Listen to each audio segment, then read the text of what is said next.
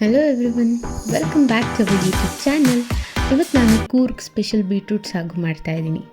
ಅದಕ್ಕೆ ಒಂದು ಪ್ಯಾನ್ ಇಟ್ಕೊಳ್ಳೋಣ. ಪ್ಯಾನಿಗೆ ಸ್ವಲ್ಪ ಎಣ್ಣೆ ಕಾದ ಮೇಲೆ ಸಾಸಿವೆ ಸಿಡಿದಿದ ತಕ್ಷಣ ಕಡಲೆಬೇಳೆ, ಕರಿಬೇವು ಹಾಕ್ಕೊಳ್ಳೋಣ.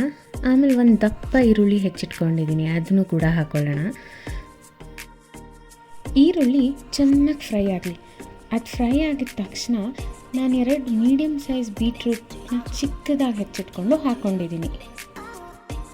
ಬೀಟ್ರೂಟ್ನ 2 ಮಿನಿಟ್ಸ್ ಫ್ರೈ ಆಗಕ್ಕೆ ಬಿಡೋಣ. ಬೀಟ್ರೂಟು ಫ್ರೈ ಆಗೋಷ್ಟರಲ್ಲಿ ನಾವು ಮಸಾಲೆ ಮಾಡ್ಕೊಂಡು ಬರೋಣ. ಸಾಗು ಮಸಾಲೆ ಮಾಡ್ಕೊಳ್ಳೋಕ್ಕೆ ಏನೇನು ಬೇಕು ಅಂತ ಅಂದರೆ ಅರ್ಧ ಹೋಳು ತೆಂಗಿನಕಾಯಿ, 2 ಟೊಮ್ಯಾಟೊ, ಅರ್ಧ ಈರುಳ್ಳಿ, ಸ್ವಲ್ಪ ಕೊತ್ತಂಬರಿ ಸೊಪ್ಪು, 3 ಸ್ಪೂನ್ ಮನೇಲೇ ಮಾಡಿರೋ ಸಾಂಬಾರು ಪುಡಿ ಮತ್ತು ಉಪ್ಪು.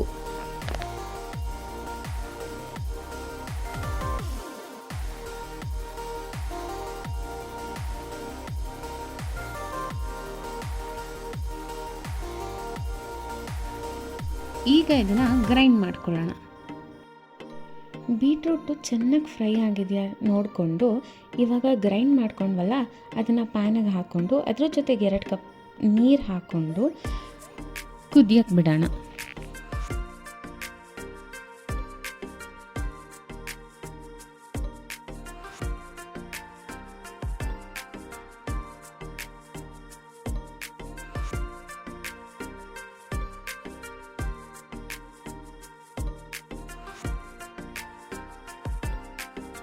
ಕುದಿತಾ ಇದ್ದಾಗೆ ಟೇಸ್ಟ್ ನೋಡಿ.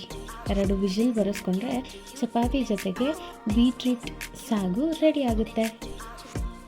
ನಮ್ಮ ಚಾನಲ್ ಫಸ್ಟ್ ಟೈಮ್ ನೋಡ್ತಾ ಇದ್ದರೆ ಸಬ್ಸ್ಕ್ರೈಬ್ ಮಾಡ್ಕೊಳಕ್ಕೆ ಮರಿಬೇಡಿ ಆಯಿತಾ. And also like, share, comment ಮಾಡಿ.